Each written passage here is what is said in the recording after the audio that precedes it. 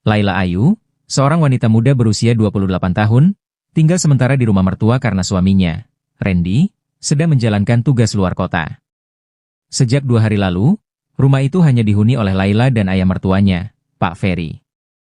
Awalnya semuanya tampak biasa saja, namun suasana sepi, dingin, dan tatapan mata tua yang tenang mulai mengusik batas dan kenyamanan. Di antara hujan yang turun, kenangan dan rindu, sesuatu yang tak pernah Laila duga perlahan tumbuh di dalam rumah itu. Hari itu hujan turun sejak siang. Laila menggigil saat menutup jendela ruang tengah yang tadi sempat terbuka. Angin menusuk tulang, dan suara gemuruh langit membuat rumah besar itu terasa lebih hampa dari biasanya. Sejak suaminya, Randy, ditugaskan keluar kota 2 hari lalu, hanya ada dia dan ayah mertuanya, Pak Ferry, di rumah itu. Laila memeluk tubuhnya sendiri, mengenakan sweater tipis, lalu duduk di ruang tamu. Ia berniat menyetrika pakaian Randy untuk mengisi waktu, tapi tubuhnya terasa berat. Dia hanya duduk, menatap rintik hujan di kaca. Belum makan, Laila? Suara Pak Ferry terdengar dari arah dapur. Laila mengangguk pelan. Belum, Pak. Lagi malas makan. Pak Ferry mendekat, mengenakan kaos oblong dan celana kain panjang. Meski rambutnya sudah memutih di sisi-sisi, posturnya masih gagah. Sejak istri Pak Ferry meninggal 3 tahun lalu, dia lebih banyak diam dan membaca koran di ruang tengah. Ayah buatkan teh hangat, ya? Kasihan kamu kedinginan. Laila tersenyum tipis. Boleh, Pak. Terima kasih. Di tengah keheningan, Laila mulai merasa ada sesuatu yang berbeda. Ia tak pernah benar-benar menyadari bagaimana tenangnya suara Pak Ferry saat berbicara, atau betapa perhatian lelaki tua itu padanya saat Randy tak ada. Ia bingung, antara menghargai atau merasa canggung. Setelah menyerahkan teh hangat, Pak Ferry duduk di seberang Laila. Ia memperhatikan menantunya itu, mata yang sayu, pipi yang pucat, dan suara yang nyaris tak terdengar. Laila bukan hanya cantik, tapi juga lembut dan penuh pengertian. Kamu kelihatan capek, kata Pak Ferry lembut. Iya, mungkin karena hujan ini, jawab Laila, menyeruput teh. Pak Ferry tertawa pelan. Randy beruntung punya kamu. Laila menunduk, malu. Saya yang beruntung, Pak. Malam mulai turun, dan hujan tak juga reda. Laila merasa kedinginan lagi, dan saat akan berdiri mengambil selimut di kamar, Pak Ferry menawarkannya syal tebal. Pakai ini, ayah simpan di lemari dekat dapur. Dulu pun almarhum ibu sering memakainya kalau dingin begini. Laila menerimanya. Syal itu wangi, seperti disimpan dengan penuh perasaan. Saat Laila melilitkannya di leher, mata Pak Ferry menatapnya. Ada rasa yang tak bisa didefinisikan. Seolah waktu berhenti sejenak.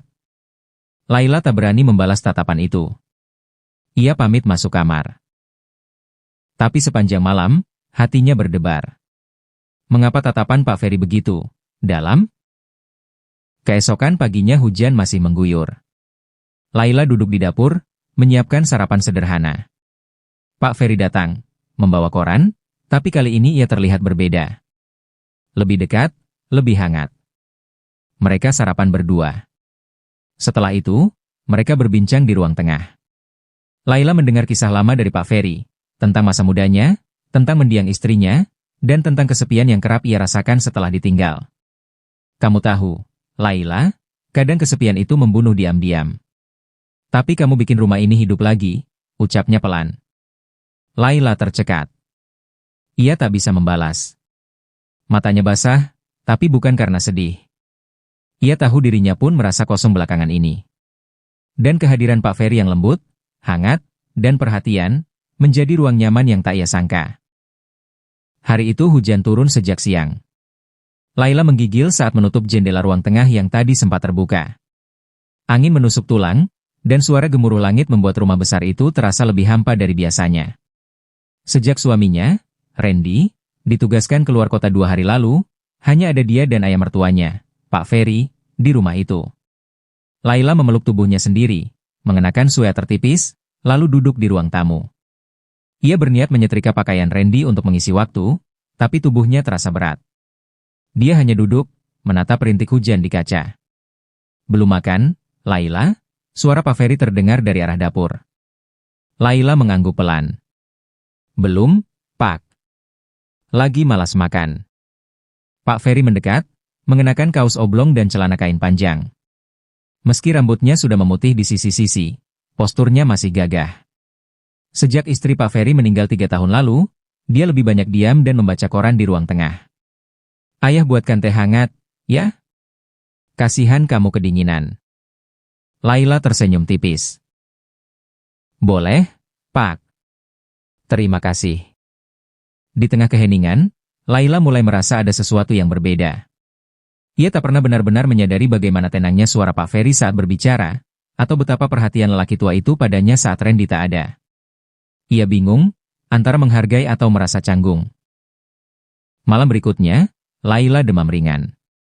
Pak Ferry yang mengetahui hal itu datang membawakan minyak kayu putih dan menyeka kening Laila. Kalau Randy ada, pasti dia juga panik, ucap Pak Ferry sambil tersenyum lembut. Laila terdiam. Lalu menangis perlahan. Kenapa, Laila? Tanya Pak Ferry, khawatir. Saya merasa sendiri, Pak. Pak Ferry memeluknya. Ayah di sini. Selalu di sini. Pelukan itu seharusnya seperti pelukan seorang ayah kepada anak. Tapi pelan-pelan, pelukan itu berubah menjadi lebih erat, lebih lama. Dan malam itu, segalanya menjadi tak sama.